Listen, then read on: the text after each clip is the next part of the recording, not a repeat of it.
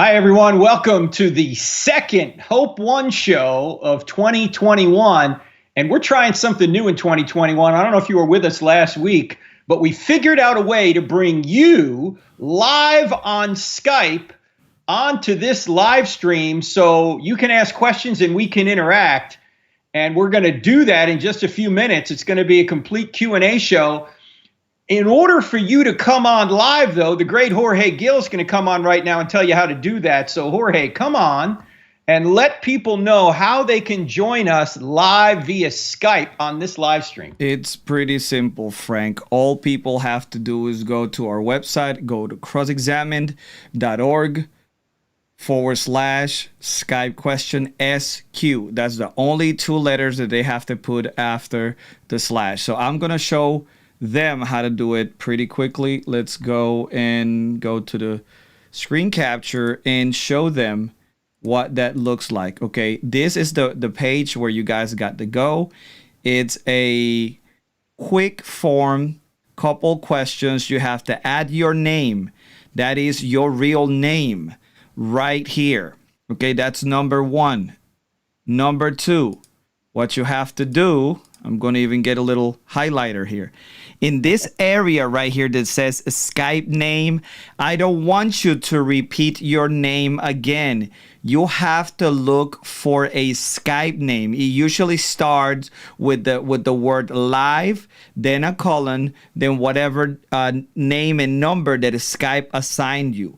The second name is your Skype name. It's not your birth name, okay? It's not Juan. Yeah, it's not George. It's not what your mama gave you. It's what Bill Gates assigned you, right? So you go ahead on and you put your Skype name right here, my little cherubs, right here, and then you have a multiple choice that you have to select, and then you give us a summary of your question limited to 25 words. Once you do that, then we get those questions in, we have a team of people picking out the questions for me to read and then for me to bring you onto the show. Now, you need to understand that we cannot bring everybody in. Okay, that's reasonable, because last time we had over 100 people submitting questions. So we only have enough time to bring a few of you here, but we're going to continue to do this and try to get everybody at one point or another. So it's easy. Your name, your government name, whatever your mama and daddy decided to call you, then your Skype name. That is what Microsoft gives you. Okay, you thank Bill Gates for that. Did you go do the multiple choice and then summary of your question and submit the question, and then we decide to contact you, and then you be ready. One of the things that I want you to do when you're ready for this is the following. Where's my phone, Frank? Right here. I'm going to show people. What you need to do is I need you that when you're on Skype, don't sit your phone like that, okay? You're not doing a TikTok. You're not doing an Instagram story. Forget it.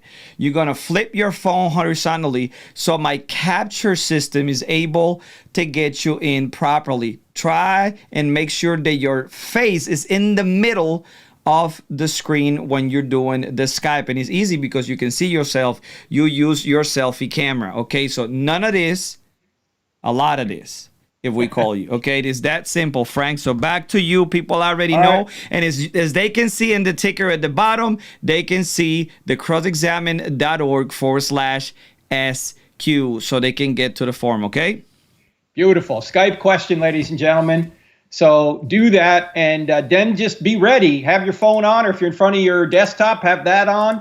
You have your Skype software up. So if you get a call from somebody, you don't know who it is, it's probably us. Nobody's going to see your Skype name except us, okay? And then we'll interact and we'll have fun, okay? Hopefully, anyway.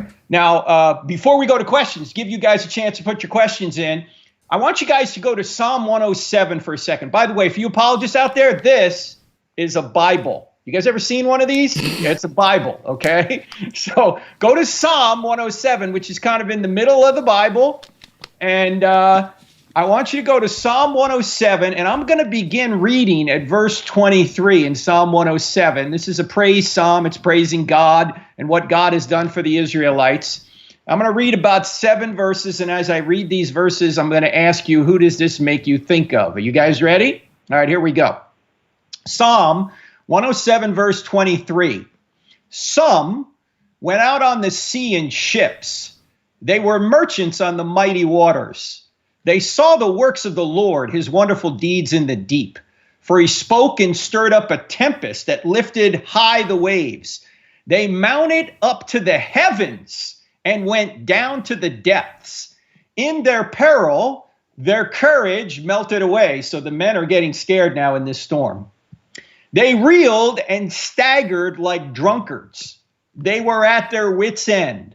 Then they cried out to the Lord in their trouble, and he brought them out of their distress. He stilled the storm to a whisper, and waves of the sea were hushed. They were glad when it grew calm, and he guided them to their desired haven. Now, ladies and gentlemen, who does this make you think of? What event does this make you think of?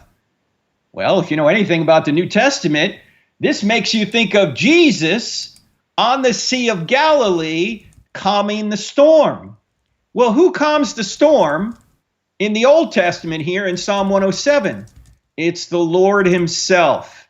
In other words, Jesus just didn't show he was God by claiming before Abraham was, I am. He also did things that only God could do. This is one of them. He calmed the storms. In fact, if you look at the miracles of Jesus, Jesus did miracles in 4 basic categories. Number 1, he was sinless. That's a miracle because none of us are sinless, right? He lived a sinless, holy life. Number 2, he calmed the storm. In other words, he had power over nature. He not only calmed the storm, he turned water into wine, that kind of thing. Number 3, he cured sickness. He had power over sickness. And finally, number 4, he had power over death. He raised the dead. Now, when you think about our problems here on earth, ladies and gentlemen, those are our 4 problems. We have sin. There's sin in the world. There's nature that can hurt us. There are sicknesses that can hurt us, and ultimately death can take us out. Jesus says, I am the Messiah, by demonstrating that he has power over the 4 things that make this world a fallen world. He has power over sin, power over nature, power over sickness, and ultimately power over death. Notice Jesus didn't go around just doing card tricks or sawing women in half, right? What he did was he showed he was the Messiah, the Savior of the world, by actually overpowering the things that hurt us the most, or that hurt us at all. So he's claiming to be the Messiah by doing miracles in those 4 categories. So Jesus, he directly claimed to be God, but he also indirectly claimed to be God by calming the storm. That's something only in the Old Testament God does. Also, he forgave sins. You remember in Mark chapter 2, he says to the paralytic, your sins are forgiven. And everyone said, you can't just forgive sins. Only God can forgive sins. And then Jesus said, well, what's more difficult, to say your sins are forgiven or take up your pallet and walk? So he told him, take up your pallet and walk. The guy got up and walked. He had power over sickness. And he also forgave sins. And he did many other things to show he was God. So just an insight there. By the way, there is an excellent book that covers some of this. It's written by Brant Pitre, Pitre. You can find it, of course, on Amazon. The book is called The Case for Jesus, and it is a very good apologetics book. It has the insight I just mentioned on Psalm 107 in it, has many other insights to be very helpful. So I highly recommend you pick up that book. It's maybe 2016 or so. I just read it last year, but it's a very, very good book. So with that said, we got to go to your questions and see if Jorge has anybody who wants to be live on video with us. Jorge, we got anyone? I do, Frank. I'm working on getting them in. So, all right. Hey, this is live, ladies and gentlemen. So, you gotta be patient with us. It's only the second time we've done this.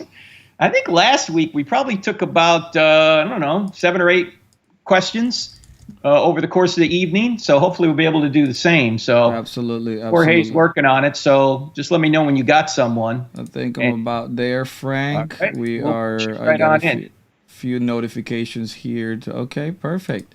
So I got to make this. Okay, we're going to add. Perfect. Got it. Hold on. Get him in there. We're going to have to streamline this process, but there you go. Hold on. It doesn't allow me. Give me just a second. All right, not a problem. I do have the chat open. Yeah, for some odd reason it's not letting me, and we're supposed to be friends already. We're buddies. Okay, so Modern technology, ladies and gentlemen. Actually, we are doing something I haven't seen anybody else do, and that's trying to marry these two up so we can have a YouTube, Facebook live stream and also use Skype to bring other people in on it. Mark. So we're getting there. Hang on. Almost there with the first guest, Mark. All right. Beautiful. And for those of you that are just tuning in, what you need to do is go to crossexamine.org/SQ for Skype question. When you get to that website, it's just a little fill in the blank form. You put your name, your Skype name, not your real name, whatever Skype gives you. You put where you're coming from, Christian, agnostic, atheist, whatever, and then a short summary of your question, and then hit submit, and then be ready because we're going to try and call you. We may try and call you on Skype, and what you want to do is you want to keep your phone in the landscape position, not the portrait position, landscape position. All right? All right, folks. How are we doing? We ready? More or less. Let me see if he allows me to add him. Let me see if this cuts us off. No, I think yes, that cut him off. So I'll have to call Frank again. All right, I'll have to call Frank again. I apologize for that. I just booted Frank out, and I need to get Frank back in. Let's see, Frank, are you there? All right, I got to bring you back in. There you go. There you are. So now I got to get this fella in, but for some odd reason, his name, it's not popping up in my list. So we might going to have to move to the next person. Let me see if I can get this. Okay, he's got a, let's see, Martin. Dot. That's all right. If you're trying that, let me mention a couple other things. Tomorrow, I'll be doing a podcast on the Ravi Zacharias situation. I had the opportunity to read the entire report. What an awful situation, but I'll save my comments for the podcast tomorrow. So hopefully you can listen to it this weekend. Our podcast is called I Don't Have Enough Faith to Be an Atheist. Of course, you can get it anywhere podcasts are made. It's also in a YouTube format on our YouTube channel. And if you would pray for the Limbaugh family, because as you know, Rush Limbaugh died yesterday, and his brother David Limbaugh is on our board. Wonderful guy, and it's a very difficult time. So if you would pray for that family, and of course pray for all the victims of Ravi Zacharias, and I think his family was blindsided by this too. So there's a lot of people to pray for. I tell you, sin just affects everything. Yeah, it's been tough, man. The last couple of weeks. I think I got him now, Martin. All right. There you go. Yeah, I got him. Now I know what to do. All right. So we're adding Martin to the call, and while we do that, I'll get him onto the screen. So Martin, make sure that you have your video on, buddy. Let's see. He joined, and I think his video feed is coming in. So just hold it right there, bro. Yeah, I can hear you. So hold it right there. You're good to go. I need to bring you into the screen. Now, finally, we got this figured out. And I get Martin, and I need to make sure that your audio is good as well. So I got to make sure that your video and your audio are both working. So talk to us, Martin. Okay, I'm currently talking to you. Can you hear me? We can hear you, absolutely. You can hear him, Frank? Yeah, got him. All right. Hey, Martin. Hey, where are you, Martin? I'm currently calling from Europe. I'm in Serbia. You are Serbia. in Oh wow. Serbia. All right, man. Well, let's see. Serbia, what is it, like 1 a.m. there? What time is it? Yeah, 1 a.m. Yeah. All right. Well, thanks for staying up. How are you? I was waiting all night. Good. Thanks for staying up. I've been to Split. I've been to Croatia. I've been to Dubrovnik. Where are you? I am in Belgrade. You're in Belgrade. All right. I haven't been there yet. So how are you? What do you want to talk about? I am really happy that I'm talking to you. I have been following you for past 5 months. Oh, thanks. Spread the And word around there. a week ago, I got into an argument with my philosophy teacher, Mm-hmm. and I was speaking about teleological argument, the one Yes. with goal-directed things, Right. And he told me that that's a very bad argument. He's an atheist, by the way. Mm-hmm. And he just said that we can't really prove that literally everything is goal directed, therefore it's not a true argument. Well, I would all you need to do is argue that the laws of nature are goal directed. And if they're not goal directed, how could you even do science? Right? The very reason we can do science is because we know that nature acts in a certain way. And that way that we can discover enables us to establish valid cause and effect, or to discover valid cause and effect. I mean, if the laws of nature changed every 10 minutes, obviously we wouldn't be here, neither would the universe. But if they did and we were here, we couldn't reliably do science. We couldn't reliably discover how cause and effect work, because as you know, when you're doing science, you're trying to discover what particular cause caused a particular effect. And so if the world is not goal directed, you wouldn't be able to do science. And I would assume your philosophy professor is an advocate of science, right? Yeah. So I would ask him, if the laws of nature are not goal directed, then how can we do science? Okay, thank you very much. I really appreciate it. Oh, thank you. Thank you, Martin. Thanks for staying up so late and calling in. Now, by the way, I don't know if you can get this over there, but I covered this quite in depth in the book Stealing from God. And I have read the Stealing from God, and I don't have enough faith to be an atheist. So. Oh, beautiful. Well, another book you may want to get. Do you have this book by Ed Fazer, The Last Superstition? No. This is excellent as well, and some of what I learned to do Stealing from God is in that book.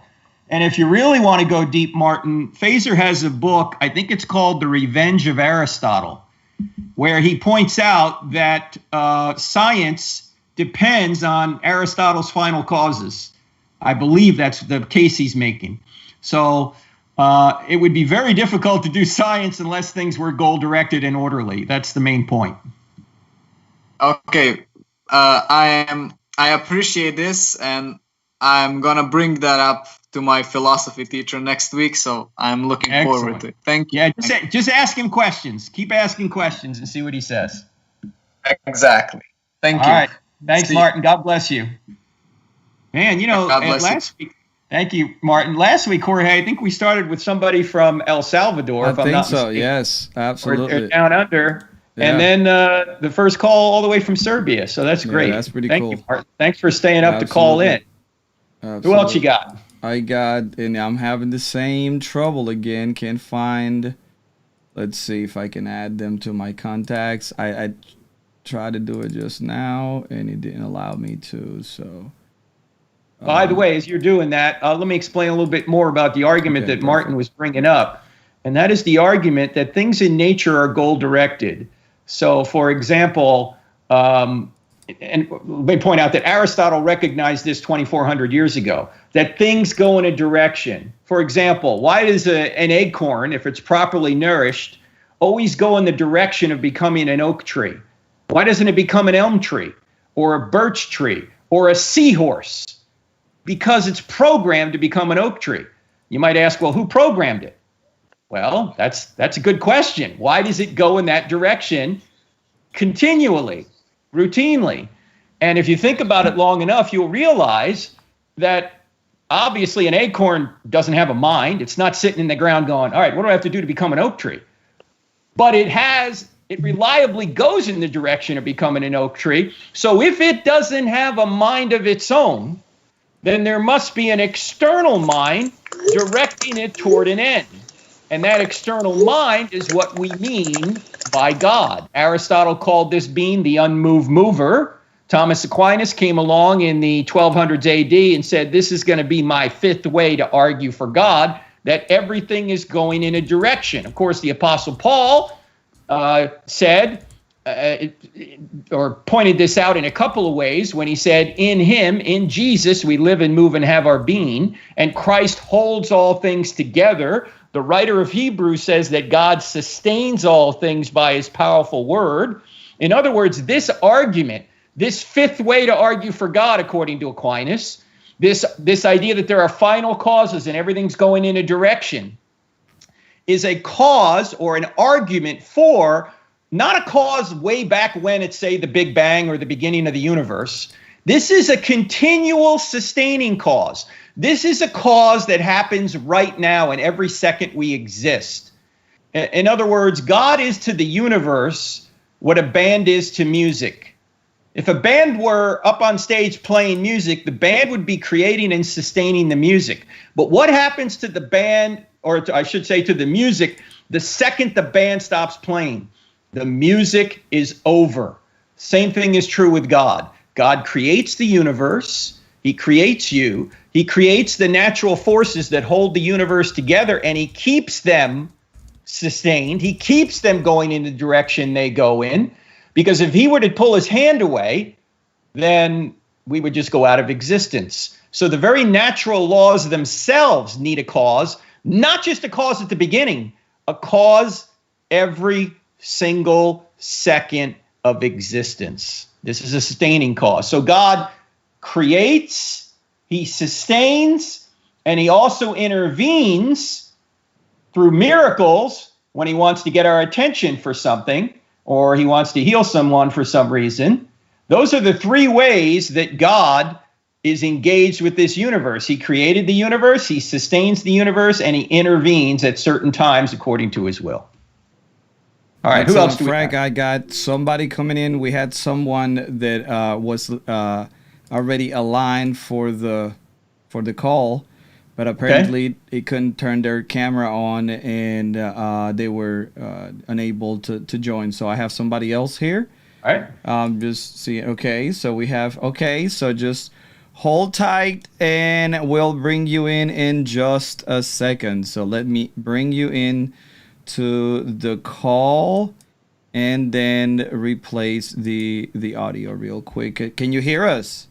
Yes. Can y'all hear me? Okay, yes. So give me just a second, and I will switch real quick here, and then I'll have to switch. Okay, replace complex stuff here, but we're gonna make it happen. And now we are about to bring you into the call, and make sure you have plenty of light. I think you're coming in now. And you are in. So 3, 2, 1. How you doing? Hello, I'm doing good. How are y'all? Doing Good. Hey, what's your name? Where are you? My name's Victoria. There's something wrong with my camera. My name's Victoria. Oh, hey, Victoria. Go ahead. Okay, so, my question, well, it's not really even about apologetic. It's more about, I've come to realize either Christianity is true or there's no God. And I am pretty sure there's a God. So, I'm trying my very hardest to, figure out how to want to, serve him, and it's not working. Is there, something I can do to, make myself want to serve him? Where are you, Victoria? Where do you live? South Carolina. Oh, you are in South Carolina. You're not far from us. We're here in Charlotte, North Carolina. Are you in Columbia or? Yeah, I live in Lexington. Okay, well, the great Jorge Gil is probably a few miles from you right now because that's where he lives. I live in West Columbia. Yeah, so I go to Lexington a lot. Yeah. Yeah, you live. Yeah, cool. So, are you asking the question? How do I get more motivation to serve him, or how can I find a place to serve him? What's the question? Yeah, I guess like how to find a place to serve him, because like I know he'll probably like, honestly, I feel like if I serve him, I'm just inviting like suffering into my life, because I feel like that's mostly what the Christian watches. Yeah, you're kind of right there. Jesus said that, if they persecuted me, they'll persecute you. And Paul said anyone who lives a faithful life in Christ Jesus will be persecuted. However, there are rewards, of course, for serving and going through persecution. One of which is you enhance your capacity to enjoy God, not only now, but in eternity. And there are rewards, not only now, but also in eternity. So, I think it can be scary, especially as our society goes more and more anti-Christian. How can I get involved? What can I do? But the rewards, I think, are much more than staying on the sidelines. In fact, my friend Rod Dreher, who wrote the book Live Not by Lies, I don't know if you've heard of that book, Victoria, but it's quite a good book. We had him on the live stream a few months ago, and he's also been on the podcast. His book, Live Not by Lies, is about Soviet dissidents who lived in the Soviet Union when the Soviet Union was behind the Iron Curtain. It really was the Iron Curtain. And the people who escaped there are now older and they're living here. And they're realizing that they're seeing forms of totalitarianism that were prevalent in the Soviet Union coming to America. And they're scared. And Americans don't seem to see it. And so Dreher wrote the book, Live Not by Lies. And one of the things he said was extremely important to know is that a couple things. He said, if Christians are going to survive this well, we need to get into small groups. We need to get with people locally who think like us in the sense that they want to serve the Lord. And we need to support one another. Because if any of us get canceled or get persecuted, we've got to have people that we can rely on in our inner circle to pick us up, and we'll pick them up if they get canceled. We'll help them financially. We'll get them work. We'll do whatever we can, right? So we need a small group, a small, tight group that you can rely on. The second thing that he said was in the Soviet Union and the Soviet bloc countries, in fact, we just had a call from Serbia, right? He said that the people over there that did not bow to the totalitarianism, that stood for truth, even though they went through persecution, felt a lot better than those that gave in, than those that caved. We have an example in the Bible. As soon as Peter caved and he denied Christ 3 times, he was miserable, right? Judas, it was so bad for Judas, he went and hung himself, right? And it's better to take the persecution than to deny the truth. And it's better to suffer evil than to do evil. But the way that we're going to survive this and actually thrive through it is to get in small groups. So you got to find a group around you that you can be a part of, that you can serve and also be served by others there. And I don't know if Jorge can help you where he goes, tell you churches he goes to, but there's got to be a way that you can get plugged in somewhere. There are plenty of groups here. I got a couple of contacts at the college. And like I said, I'm well connected around town. I've been here, 2.5 years, going on 3 years. So definitely I have your contacts, so we can get you plugged in. And I'm going to be doing some local events within the next 4 or 5 months. So Lord willing, we get to meet each other in person. All right. Thank you. Thank you. Thank you for calling. Yeah, Thank you for absolutely. calling, Victoria. Yes, and sir. please, Thanks all for taking. Yeah, get plugged in with a group somewhere if you can. It's really important. Yes, sir. Thank you. All right. Thanks a lot. God bless you. Great question, by the way. Yeah, absolutely. Hey, by the way, this affects all of us. There are times when you can lose your motivation. You can get depressed. You can be like, what's the point of this, man? We're all human beings, man. We go through ups and downs. We go through good periods and bad periods. And so you need people around you that can help you when you're down, and you can help others when they're down or they're going through difficulty. This is what the scriptures say. Of course, we got to bear one another's burdens. We got to look out for one another. We got to comfort others through the comfort God gives us when we go through difficulty. We got to comfort them. So it's a great question, and the more Christian the more society goes anti-Christian, the more this is going to be necessary. Yeah, absolutely. Right. So we got somebody else in. All right, bringing them in. And let's see. You need to turn your camera on if you can. Okay. Yeah, turn your camera on, and then we'll bring you onto the screen, and then you can start chatting with us. Just gotta give me 1 second. I still don't see your camera, Bella. Let's see if I can get it. You gotta turn your camera on, and now I can see you. There you go. So just try to center it in, and then we'll bring you in 3. You still need to be center a little more. Center the screen. There you go. 3, 2, 1. There you are. How you doing? Hey, Bella. Good, how are you? Good. Where are you? I'm in New York.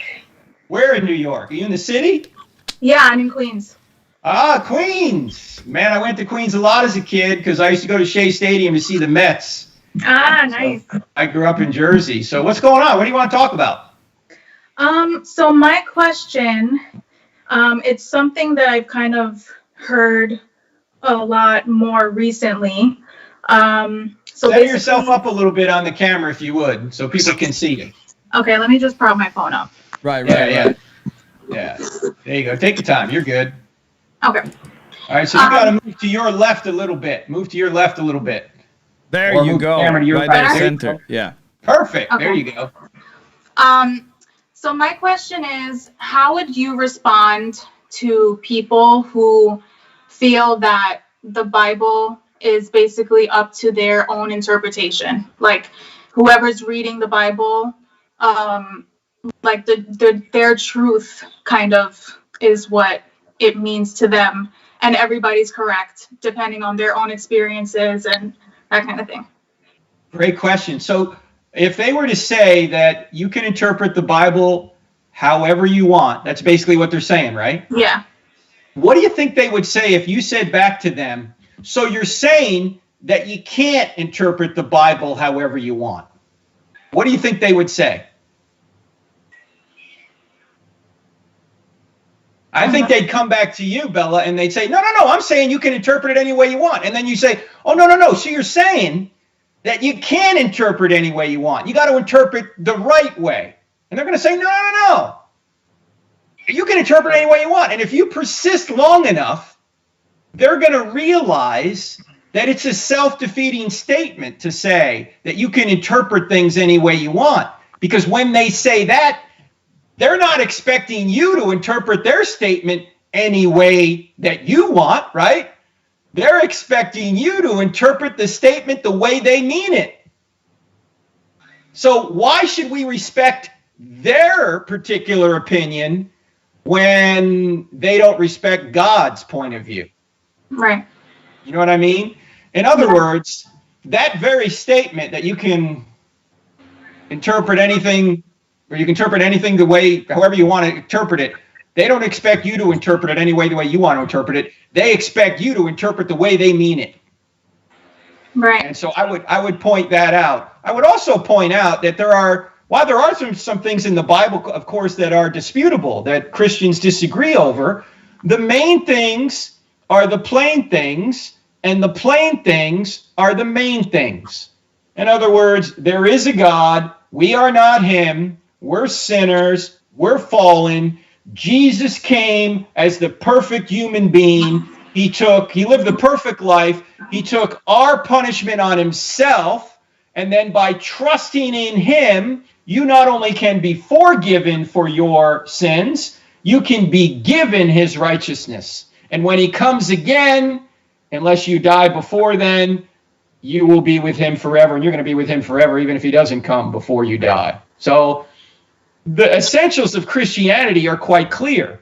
Even the essentials that I just mentioned, all the denominations that believe in the Bible agree with.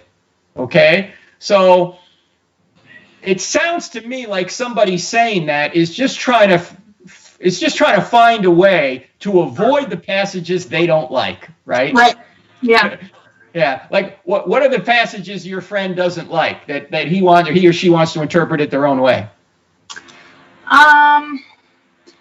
Honestly, I can't remember like off the top of my head. I just remember after hearing it the first time, I've been kind of seeing it in different places too, and it's kind of becoming, it seems to me, like a more popular viewpoint. Like your life experience kind of determines your subjective truth when you're reading the Bible. So they can pick and choose what could apply to them. And I feel like a lot of people, it's almost like the same thing as using it as like a self-help book.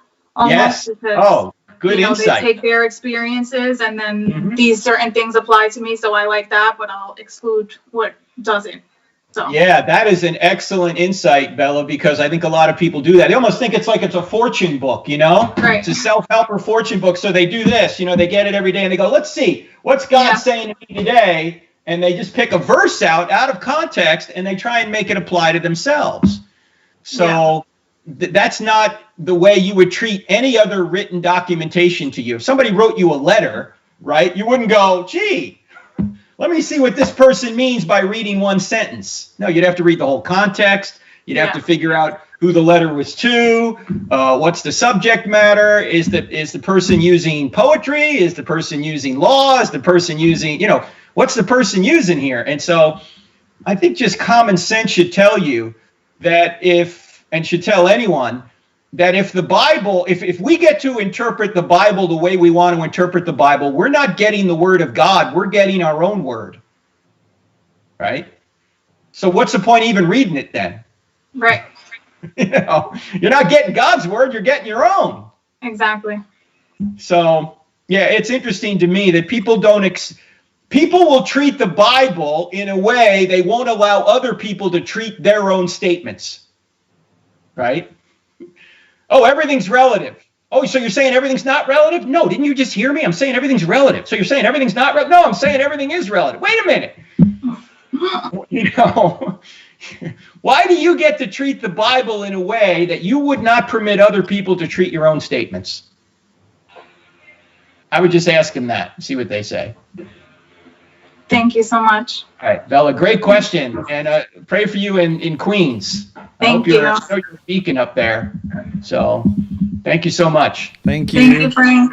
Bye-bye. Thank you. That's a great question, by the way. Yeah, people using it just like it's their own little fortune book, their own little self-help book. So, all right. Who else we got? Okay, we got somebody else here. Are you in now? Let's see. I can see someone. Yeah. So let me go ahead and bring you in. That was quick. I wasn't even expecting it. I think you just jump into the call, but I had you. Yeah. It's okay. There's nothing wrong with that. I just had you in the queue and I didn't push, but you popped up. You're like Jesus. He just pops up in the room, right? Okay.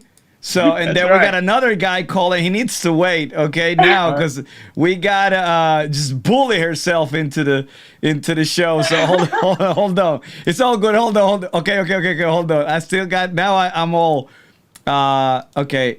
Okay, replace network. Got you in here. And now you are in the Hope One show. How you doing? Hi. Hey, what's your name? I'm Celine. Hey, Celine, where are you? Where do you live? I'm in New York, White Plains. We got two from New York. Forget about it. This is unbelievable. Dude, I just wanted to say, spreading the news. All right. I've been watching you for a while. Like your videos on YouTube, it's helped me so much in my walk and my path. I really appreciate you, and I also recently got your book. I'm enjoying it so far. Oh, thanks, Celine. Yes, thank you. I'm just so happy right now. But okay, so I just wanted to get to the question. Sure. All right, so I come across people sometimes. I try to spread the word. I try to spread what I read, but a lot of the time they ask me, okay, but how can you rely on the Bible? Like, how do you know that this is true? So my question is basically, what sources can we use outside of the Bible to increase the validation of the book itself? Yeah, that's a great question. And I wouldn't totally accept the premise of the question that you can't use the Bible in any way to affirm what it's saying is true, because you don't treat the Bible as an inerrant source when you're looking at it. You're just trying to see if it's got historically reliable documents, if it's got historically reliable information in it. As you know, if you're reading I Don't Have Enough Faith to Be an Atheist, when you get to that point, you'll see some of that. In fact, Gary Habermas, who is a world-renowned expert on the resurrection, surveys what all scholars of the New Testament do on these issues, and he has discovered that New Testament scholars, even if they're atheists, 90% of them agree on essential facts that the New Testament talks about. Right? They're not treating the documents as they're inerrant. They're just treating them as if they're historically reliable, or they're trying to discover if they're historically reliable. So they agree that Jesus existed. They agree Jesus was crucified. They agree that his disciples believed he rose from the dead, and these disciples were willing to die for this belief. They also agree that the skeptic Paul, or Saul, who was persecuting Christians, was converted. And some even agree, majority agree, that the tomb was empty, and that James, the half-brother of Jesus, was converted. Now, they agree on all these facts, Celine. The only question is, what's the best way to interpret those facts? How do you explain them? And many of the atheists, of course, are not open to a miracle that Jesus rose from the dead. And, of course, some of the folks in the middle might not be open to it either. But the question is, given the facts, what best explains the data? And I think the best way to explain the data is that Jesus literally did rise from the dead, just as he predicted. And it's really hard to explain the explosion of the church out of Jerusalem in a place where Jesus could have been, and Christianity could have been refuted easily by going to the tomb and taking out a dead body of Jesus. And the Romans and the Jews would be all too happy to do that. They wanted to do that. It's really hard to explain how that could have happened, how Christianity could have emerged out of Jerusalem if the tomb was not empty. So the tomb must have been empty. The question is, how do you best explain it?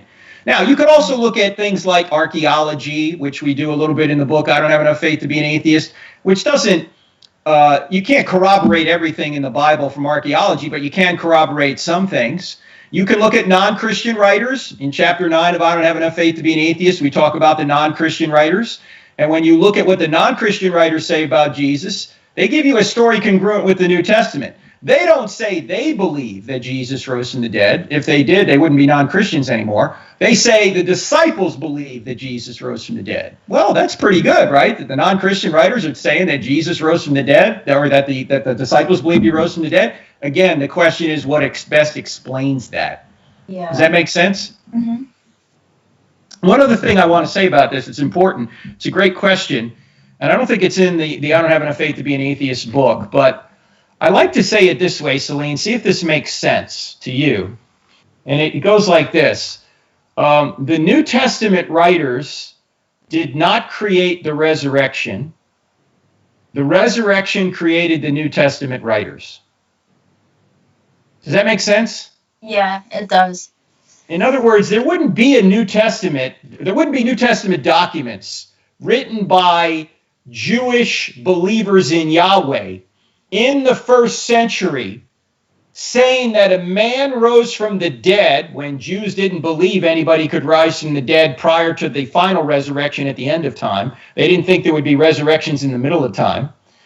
Nor would they invent a guy who claimed to be God, because they thought claiming to be God was blasphemy.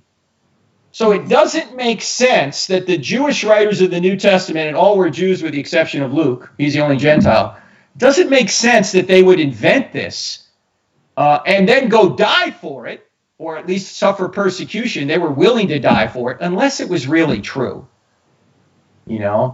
And that seems to be the best explanation. It was really true. And since we live in a theistic universe, in other words, since we live in a universe that exploded into being out of nothing, as even the atheists believe, then God exists, and it's possible he could resurrect somebody from the dead like Jesus.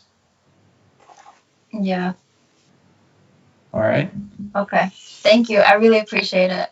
Yeah, well, thank you so much, Celine, and thank you for calling all the way from New York. And tell your friends about the website and the YouTube channel, if you will. Trust me, I definitely am. Someone is watching right now.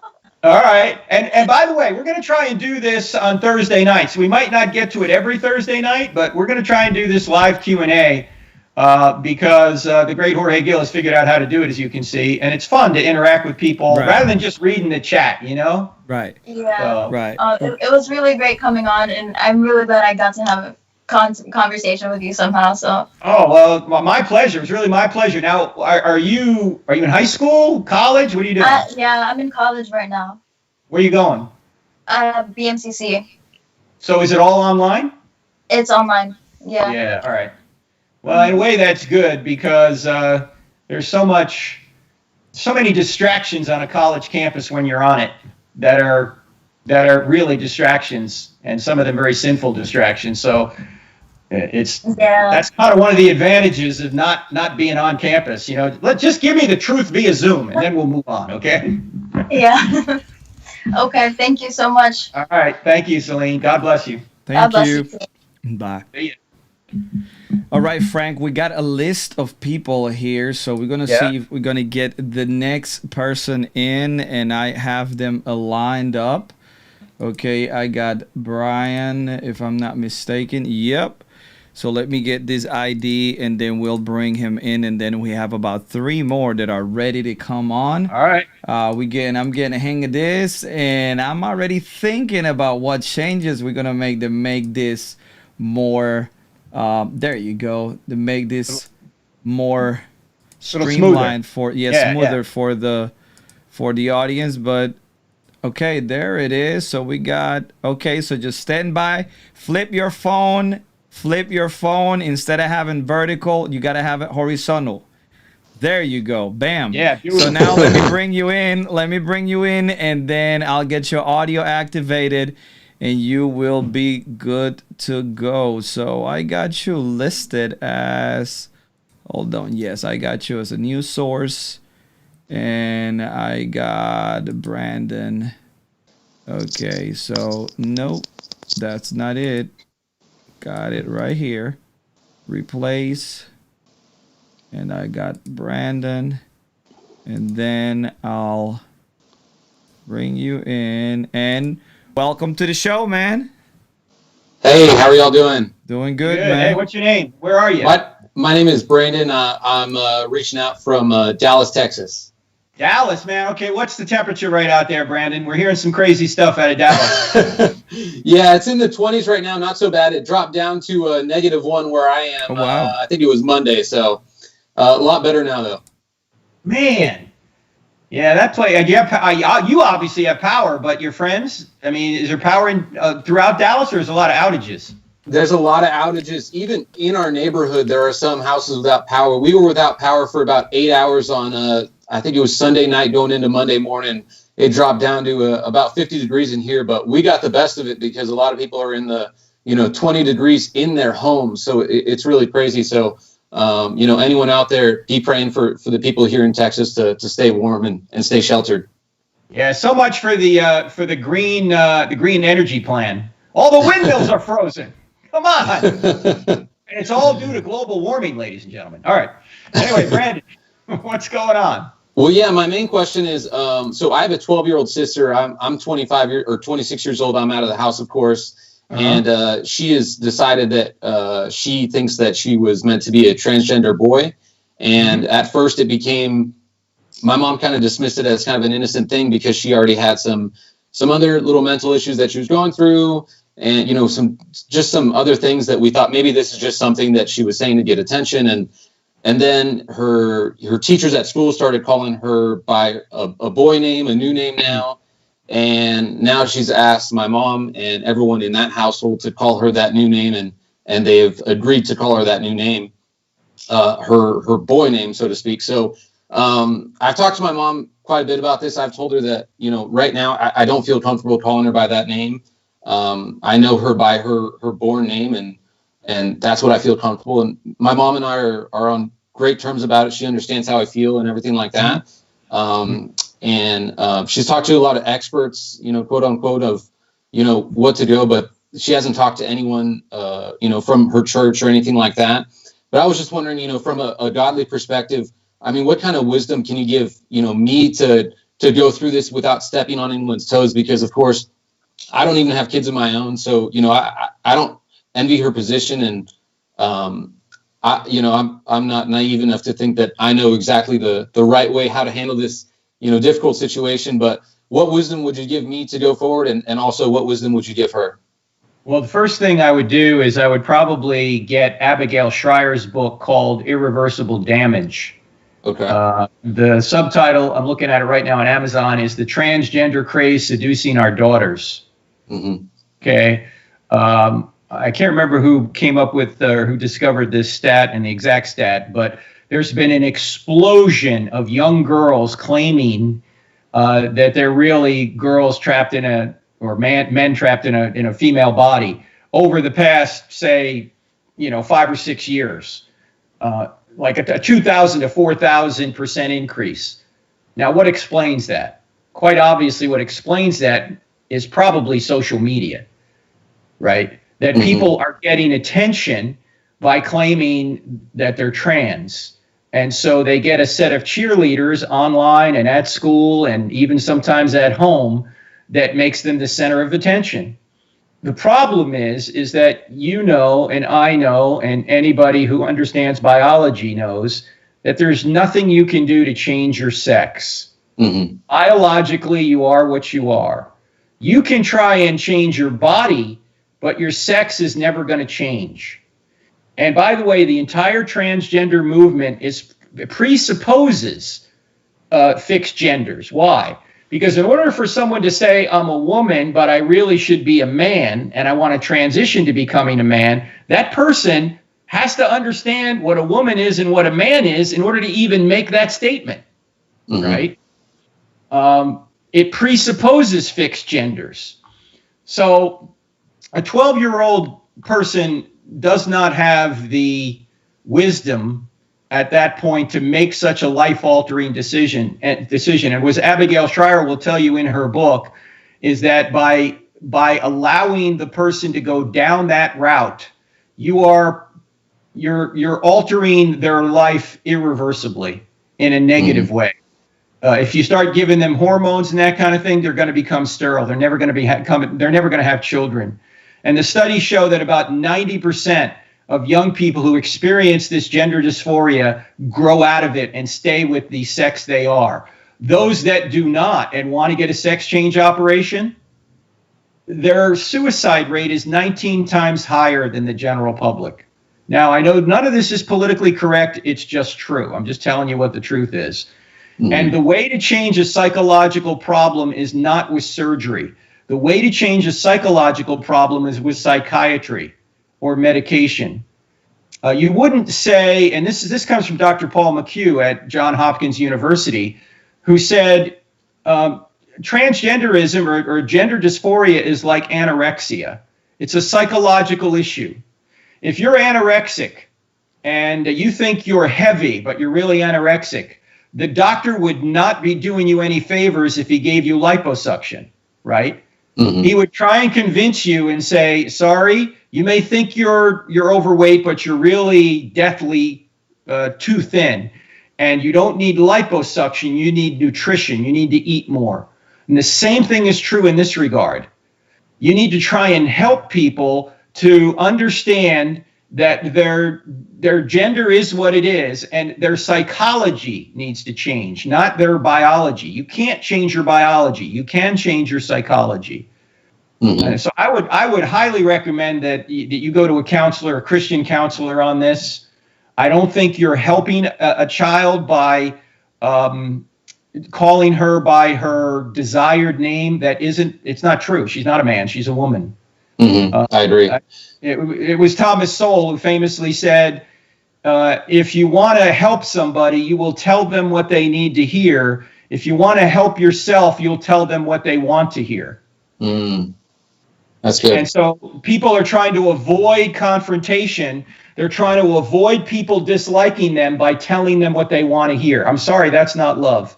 Love rejoices in the truth. And the truth is that your sister is a girl. Mm-hmm.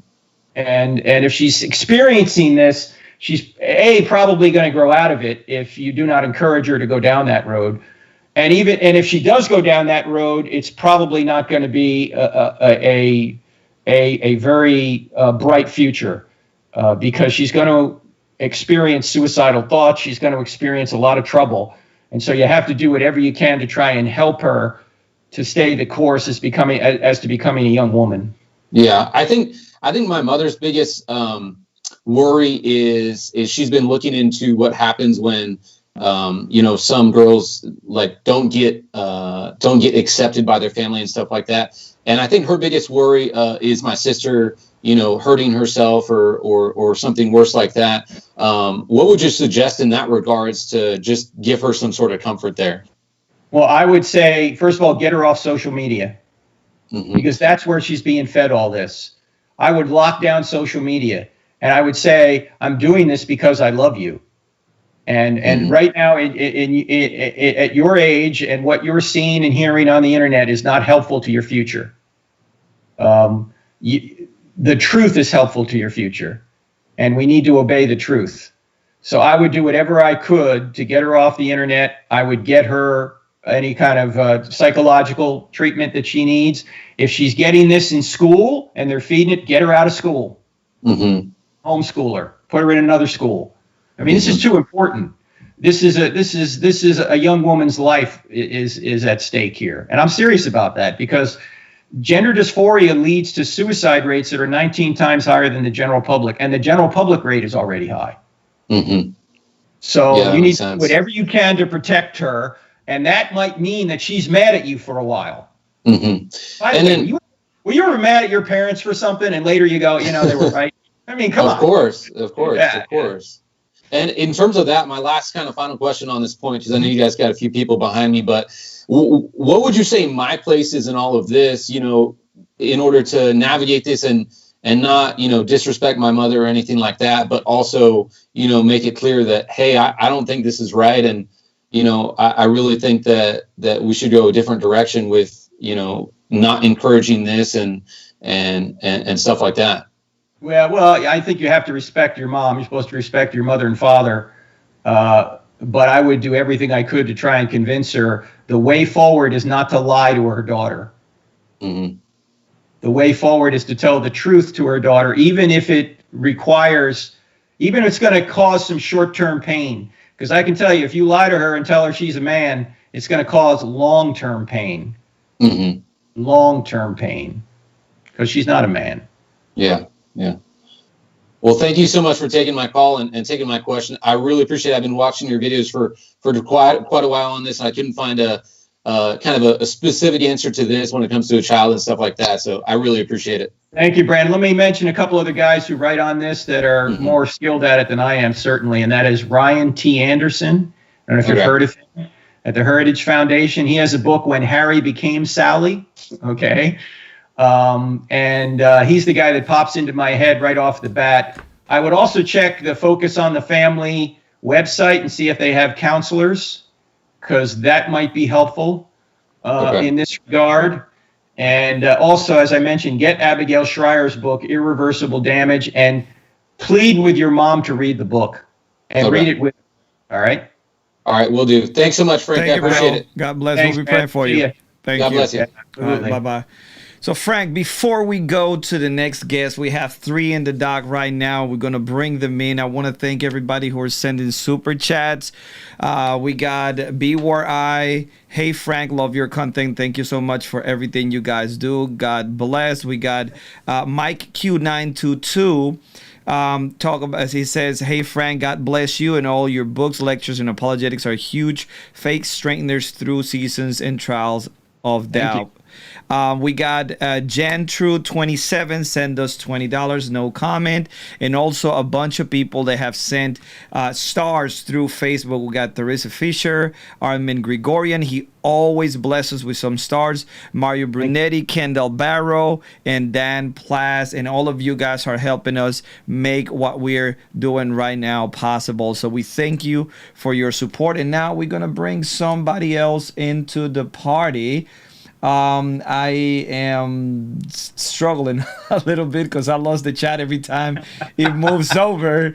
Every time it moves over. Okay, I got it. So every time I close someone's window, the whole thing resets, and then I have to look it up. But I have it right here. I'm about to make this call and bring them in because they've been waiting for a while now. So I got them right here. Last message I sent was 3 minutes ago. So they should be ready to go when we come in. So as soon as they answer, there you go. Can you flip your phone? You flip your phone vertical? Horizontal. Yeah, horizontal. Yeah. Not the camera, but the phone, the whole phone. Just turn the joint sideways. There you go. Bam. Okay, now I'll bring you in. Just but the image is not flipping. I don't know is it locked? Is it like that? Yeah, leave it like that. It'll be fine, man. All right. Well, all right. he flipped it and it didn't work, so it's Yeah, fine. he may have his phone locked. We'll so, make it yeah. work. And 3. Let me see. Okay, it didn't. Oh, there you go. So let me make sure your volume is set and we don't have echo. And welcome to the show, bro. Yeah, thank you very much for having me on the show. Yeah, my name what's is your name? George. My name is George. George? Where are you, George? I'm calling from Leicester in the UK. UK. All right, Wow. in the UK. Beautiful, man. Now that's got to be 2 a.m., 2:30. Yeah. I love you. I love the work that you're doing in the US. It's very remarkable, like seeing people standing up for the name of Jesus. Amen. Thanks. I have a question. And it has to do with this one say forever say. And based on my personal studies for a while, I've realized that you cannot. This is my stance, but I'm looking for your stance. You cannot lose your faith, but you can walk away from the faith. That's and I'm actually saying this based on the actions we see from the scenes we see from Peter and Judas, because you can see that they all did the same thing, but one literally walks away by his in the fullness of light by his own will, and one literally couldn't hold on because he was weak, and so in that sense I can say he cannot lose his faith, but the other one who actually walks away without not even in any regard of, like, let's say, weakness, like he's just struggling or something, but it's something that he willingly went to do even before Jesus Christ had died or something like that. So I just want you to give your stance on it. I think once saved, always saved is the right, although Christians can argue over it, it's not an essential of the faith to believe this, but I think when Jesus in John 5:24 says, "He who believes is passed from death into life," I think you get eternal life when you believe. You don't get eternal life when you die. You get it when you believe. And when you believe, if it's eternal, you can't lose it. When you're sealed with the Holy Spirit, Ephesians 1, you have eternal life. Now, can you sin and walk away in that regard? Sure. You can do that. And it might be that people who do that and adamantly say, I'm not a Christian anymore, well, maybe they were never saved to begin with. But those that are truly saved, as it says Jesus says in John 10, the sheep know my voice. They know that they're called to salvation in the sense that the Holy Spirit has called them, and they've heard the call. And as I say, once you get saved, you are saved. You can lose your fellowship with God by sinning, but you can't lose your justification. There's a difference between justification, as you know, and sanctification. Justification happens immediately when you believe. Sanctification is an ongoing process. Hopefully you're getting more and more like Jesus, but you're not there yet, and none of us are. And hopefully it's a positive process where we're becoming more like Christ, not more like Satan. My co-author, Dr. Geisler, used to say the difference between justification and sanctification is like the difference between Israel getting out of Egypt and Israel going through the promised land. He said it took one day to get Israel out of Egypt. It took 40 years to get Egypt out of Israel, right? They still had the practices of idolatry they learned in Egypt in them, and it took a long time for that process to take place to ultimately purify them, or at least move them to sanctification.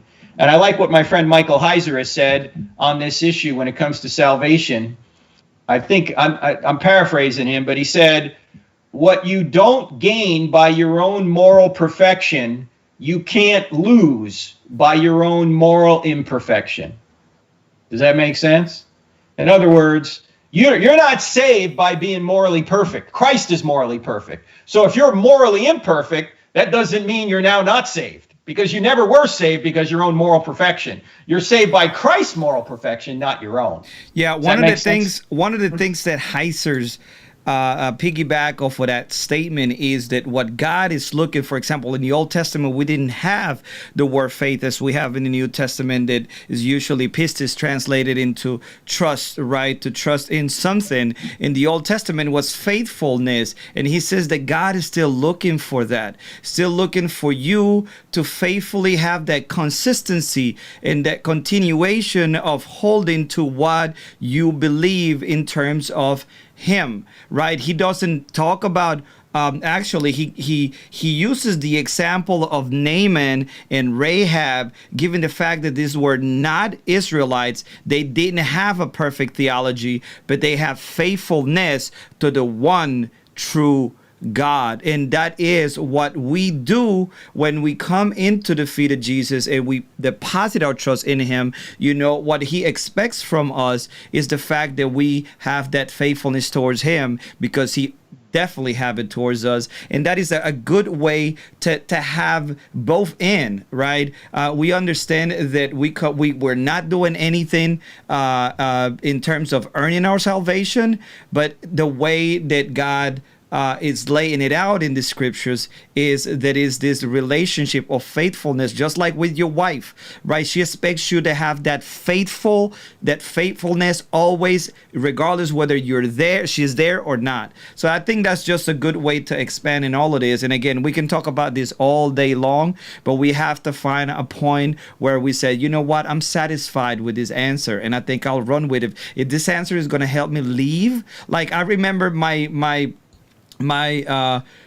preacher said, you have to know that you got to understand that you have to think like you cannot lose your salvation, but live like you can lose your salvation, and that gives you a balance, if you will.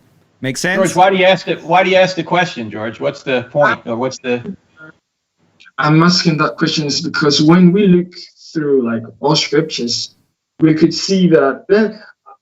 Sometimes when we go all out, saying that to the extent of saying that even one cannot walk out of the faith, it actually cancels free will. It cancels free will. Well, free will. Well, if for the people that say that you can't lose your salvation, and I'm one of them, when you get married, you're canceling your free will to date anybody else, right? But people still divorce, yeah. Yeah, they do, but they shouldn't, right? They should. Yeah. So that is why. That's why God hates divorce. It's also an illustration of our of his relationship with us. Yeah. Yeah. So that's why I'm saying that for me, I actually believe that you cannot lose the salvation because it is too good for, like, I mean, you are not the one holding the salvation. It is from someone. So you yourself cannot keep it. But I believe that I stand that you can walk away because of that free will that we have. And that's why I'm using the example of Judas and Peter, because both of them all accepted the gospel from the onset. And there is a time that is being given to everybody to prove his faith. So when you look at the parable of I've forgotten the scripture is in Matthew, where they've been given the tree's been given the time to produce for a certain period of time. And most of the parables talks about time being given to us to prove our faith. So I understand that we cannot, because when we receive it, when we accept Christ, we have received a guaranteed a guaranteed victory. So for the people of Israel, they received a guaranteed victory, but did they make it? No. So that is why I'm saying that. I'm not saying that you cannot, you are going to lose your faith. No.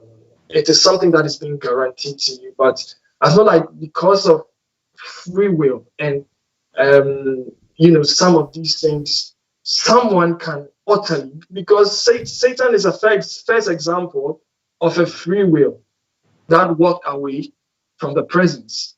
Yeah, but we don't know a lot about how that happened. As you know, there's not much in the Bible about that. I think the scriptures teach that once you're saved, you're always saved, but you can freely disfellowship with God in the sense of sinning. You can actually lose your sanctification, but I don't think you can lose your justification. But even if you could, it's not an essential of the faith at this point. And I want to thank you for calling all the way from the UK, George, at now 2:42 in the morning. But we want to squeeze a couple of more guys in here if we can. So thank you so much for your question, man. And we're going to try and do this, as I say, every Thursday that we can. Next Thursday, I won't be able to do it, but Jorge may have something going on. But we'll figure something out. We'll figure it out. So stay with us, man. Come on back on, all right? Appreciate it, man. I appreciate it. You guys are doing a great job, and keep on doing it. Thank you, brother. All right. God bless you. Thank you so much. All right, so we go to the next one, and we have it ready here. I think I'm getting a little better at this. Really quickly, we're going to add her, and then I'm going to turn around and I'm going to bring her in. We're calling her right now. Okay, she joined. So now I'm going to bring you. Give me a second. You're ready to go. So I'm ready. Yes, so let me bring you in the call, and then you can ask your questions to Frank. So I got you here. Okay. Bam. Okay, he keeps doing this, and now I'll do it again. And gotcha. Okay, so I got you set up, and welcome to the show. Hello. Hey, what's your hi, name? Frank. My name is Jocelyn. I'm coming in from Cincinnati, a little bit out of Cincinnati. Jocelyn from Cincinnati, Ohio. How are you? I'm good. How are you? Good. What do you want to talk about? So my question comes on behalf of my boyfriend. He hasn't asked me to ask this question, but it's something that we've had in conversations. He's not necessarily an atheist. I would say it's more like questioning.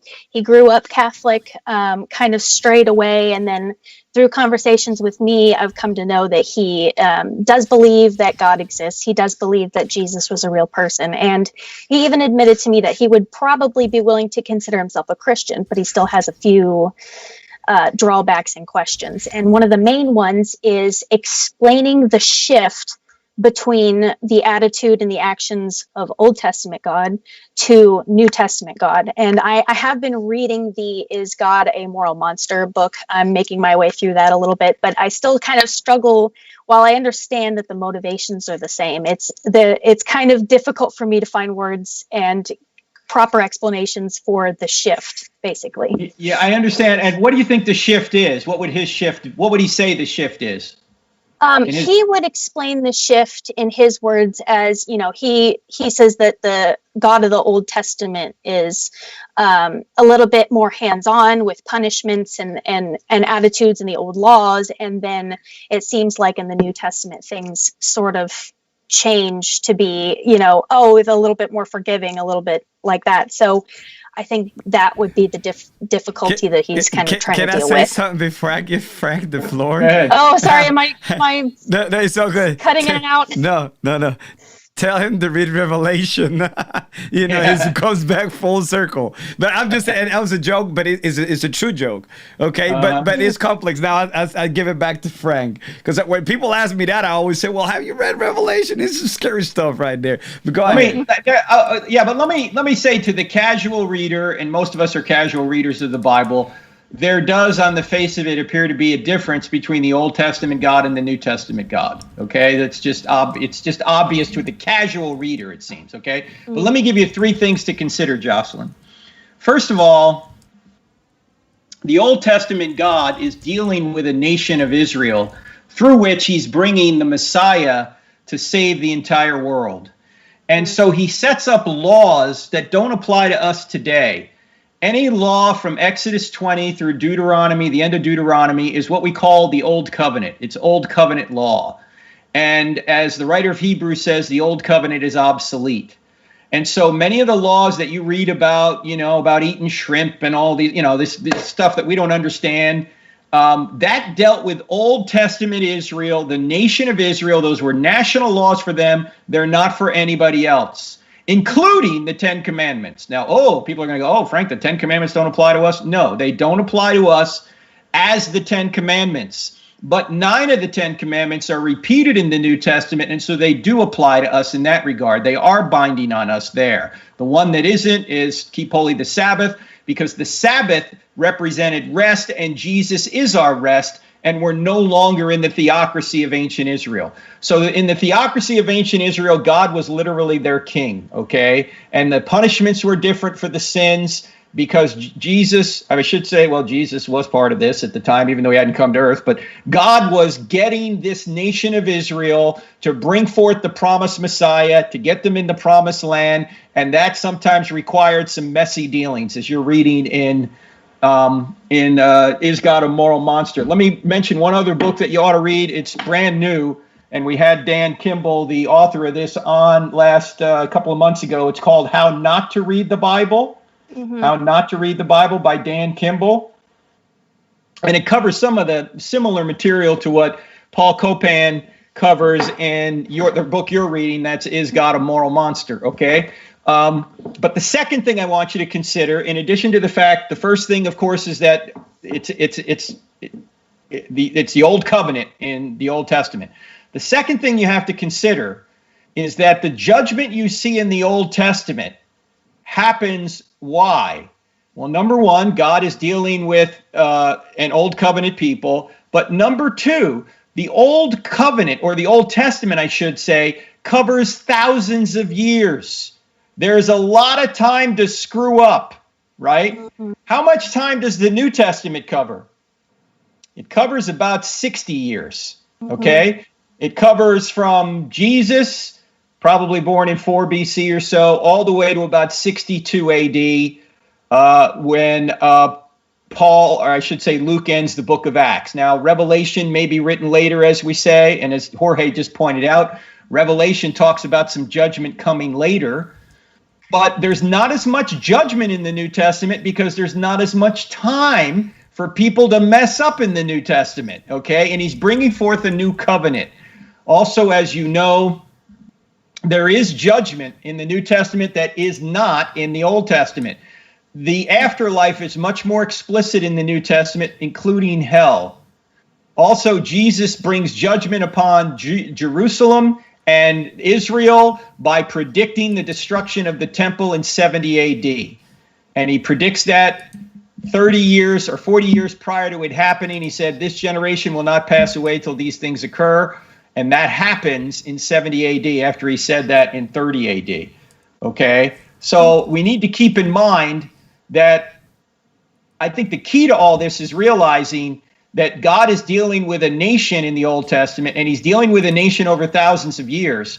Whereas in the New Testament, he's dealing with the world, and he's just revealing the new covenant, and it's only about 60 years worth of history. But judgment is still in there, including, the third point would be the judgment still in there, including eternal judgment and everything that happens in the book of Revelation. Does that make sense?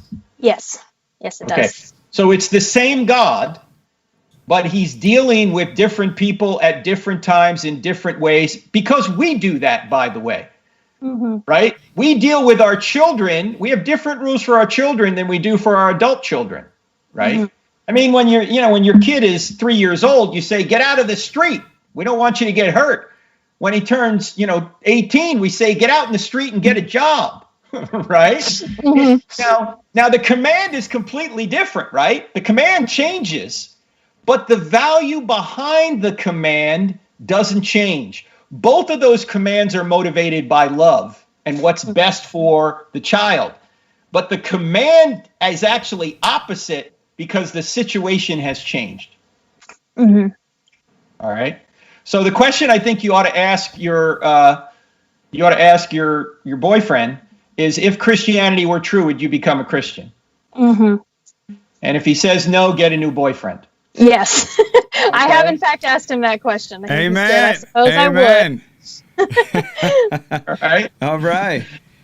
Well, thank you very much for being on the show. And I mean, it's pretty awesome to see young people come ask questions from all over the world and have such great questions. So thank you very much for being part of the show. Thanks, Jocelyn. Thank you. Now, Frank, we have a couple more. I do want to thank my boy Payne that just super chat us $10 and shout out my mustache. Okay, so we want to thank him for that. Also, no, he did that. Go look it up.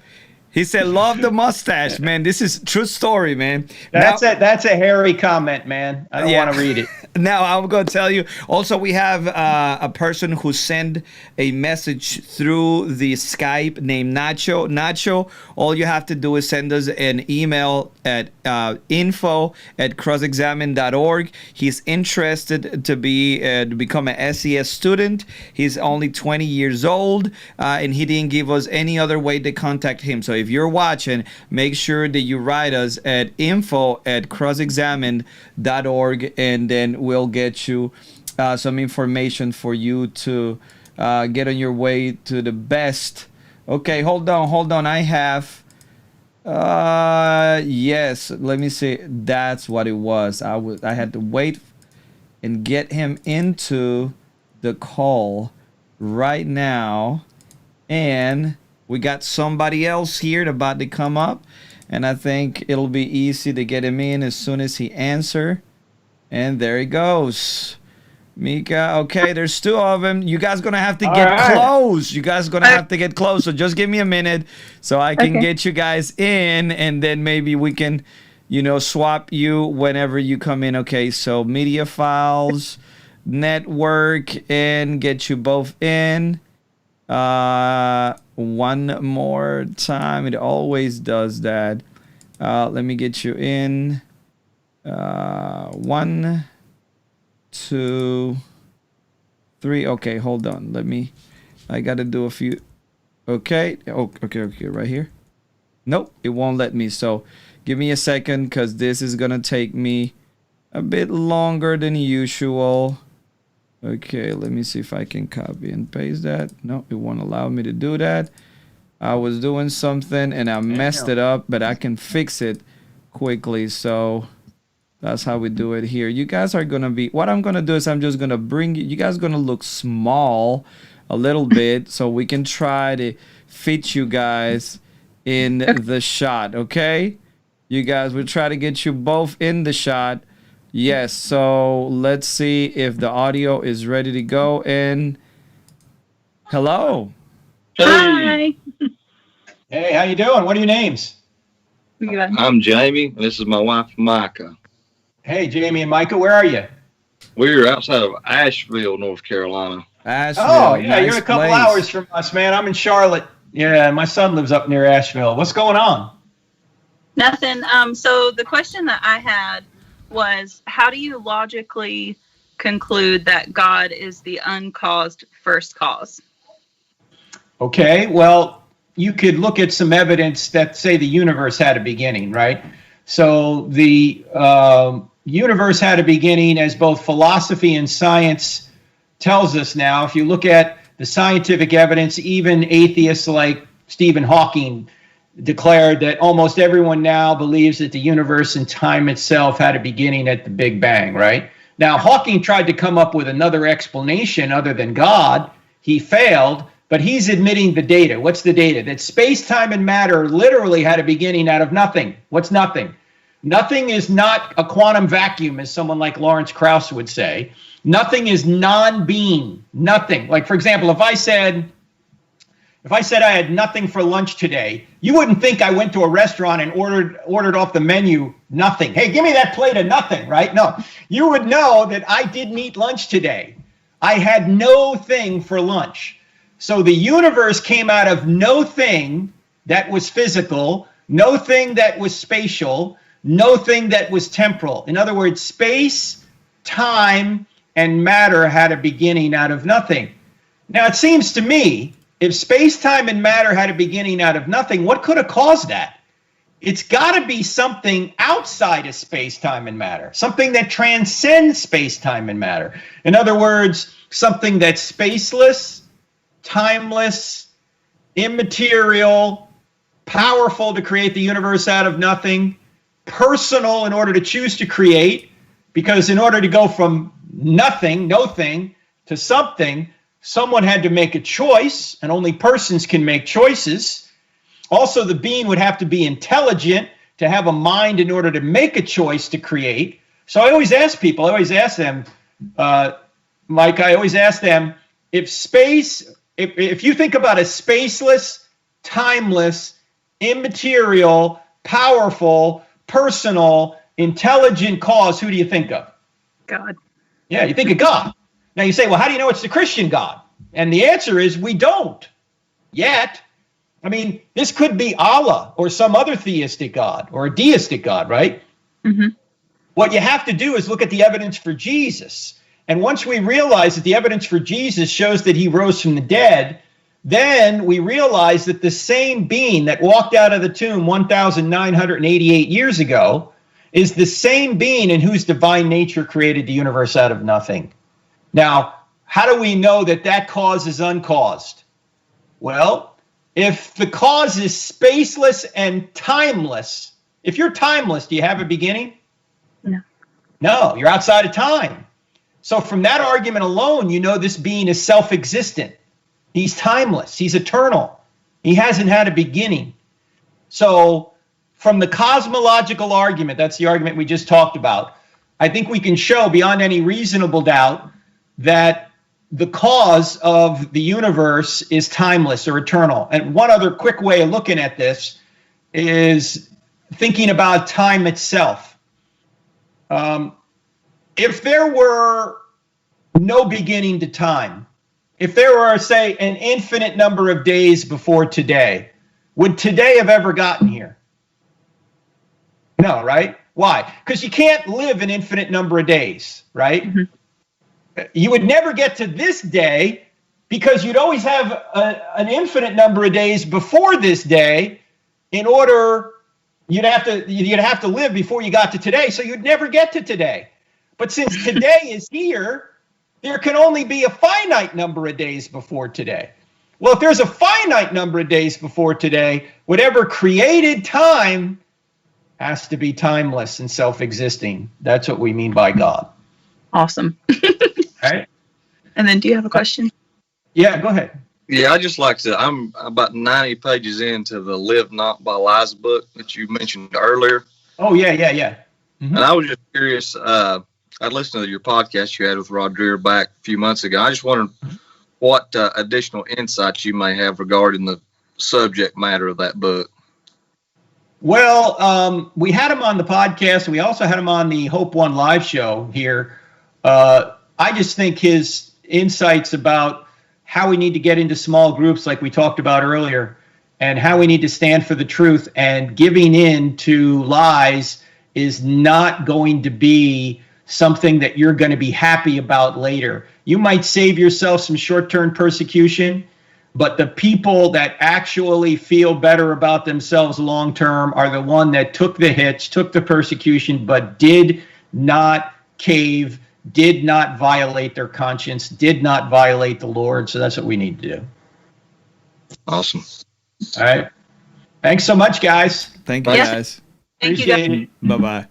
All right, see you. All right, We guys, we got one more. Jorge? That's it. One we more. got one more, and then we All call right. it a night, right? Frank. So let's see. Let's bring him in, and he's actually okay right there.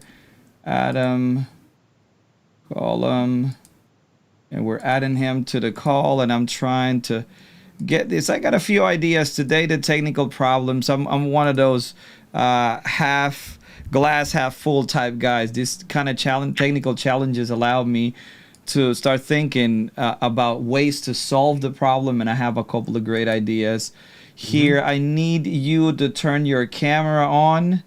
Is your camera on? And now your camera's on, so give me a minute. Okay, just give me a second so I can add you to the show.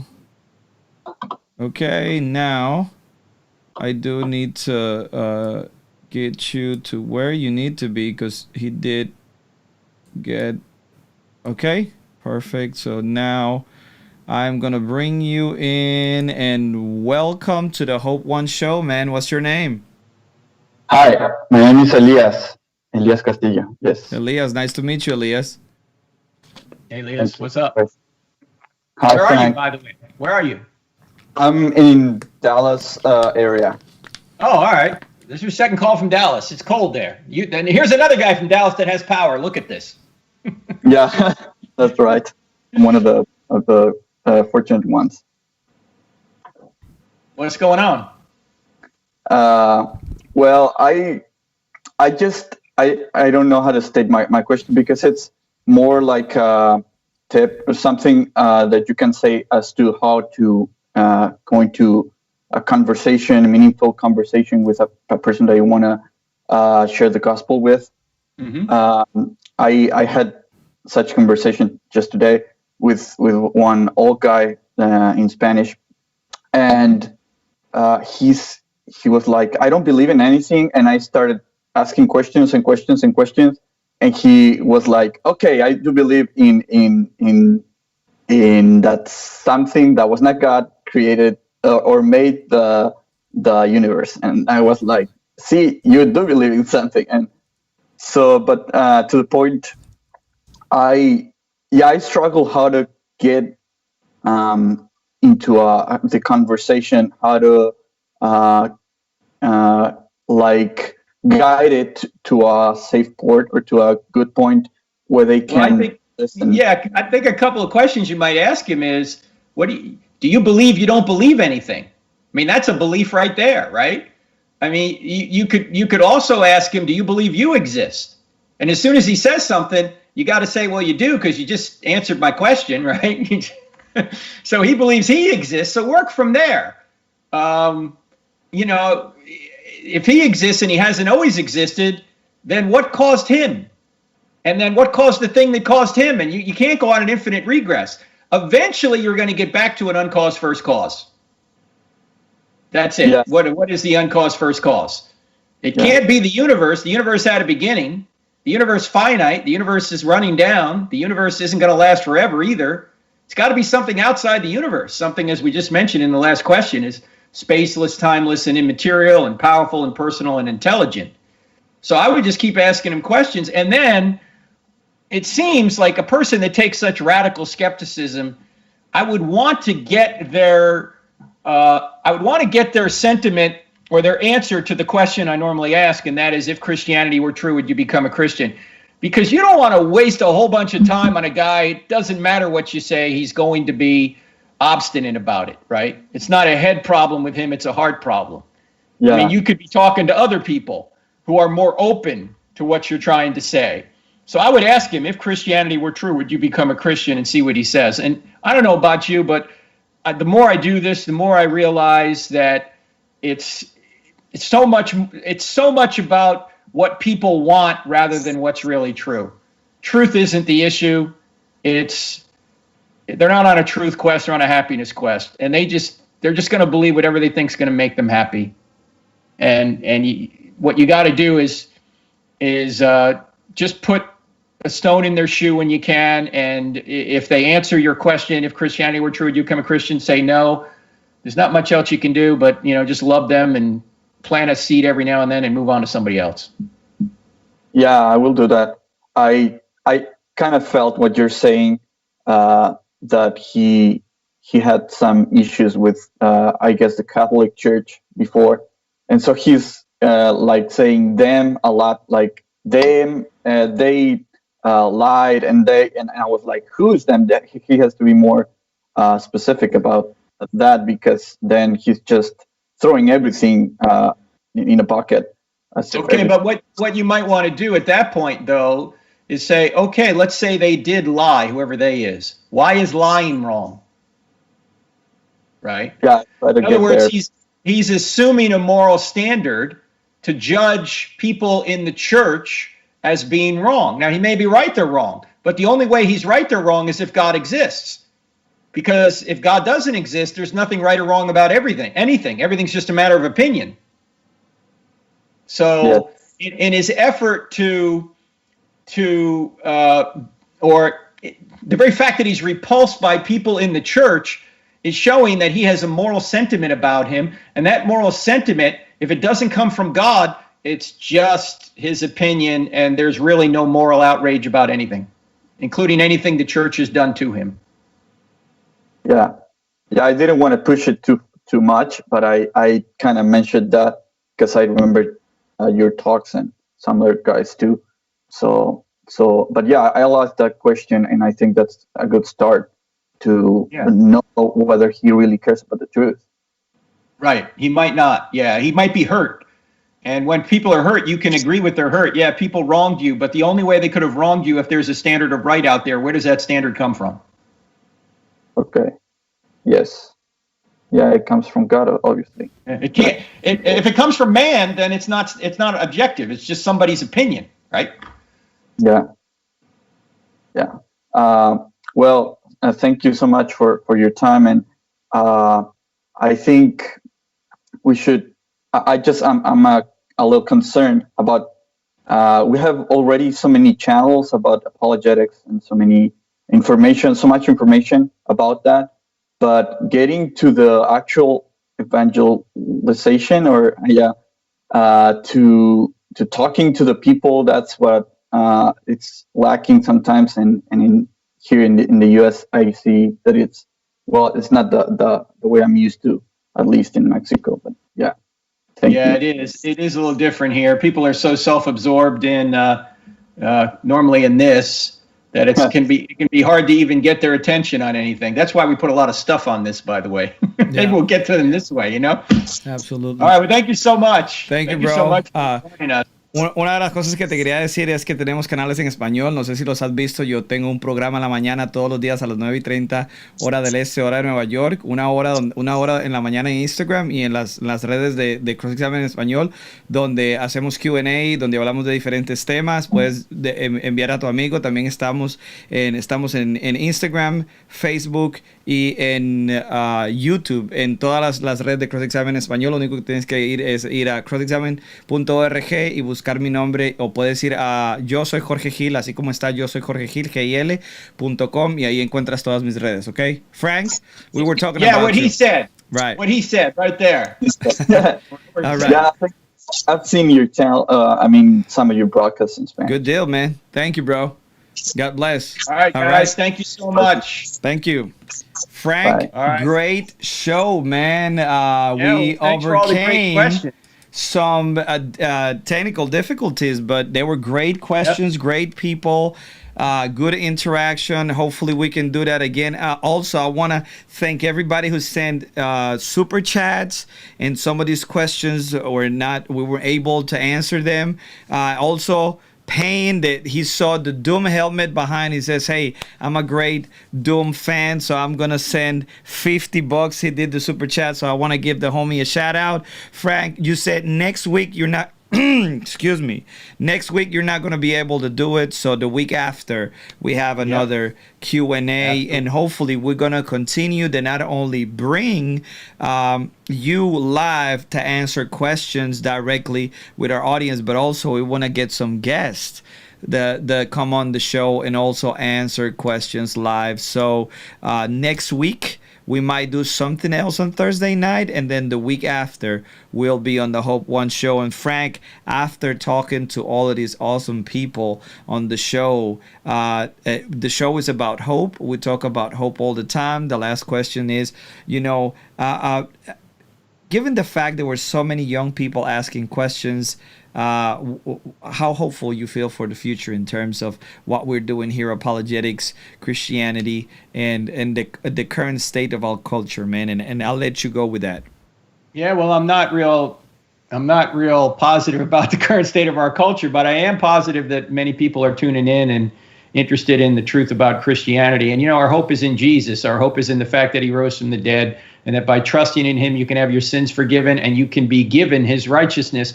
And everything you do every day then has a purpose, has a meaning, to get closer to him and to also bring other people with you to know God and to make him known. So do that this week, and hopefully we'll see you here next week and the week after that, Lord willing. Also check out our podcast this week. We'll be talking about the tragic Ravi Zacharias situation. And please pray for my friend David Limbaugh. He lost his brother Rush yesterday. He's on our board. Great guy. So we'll see you guys here next time. God bless.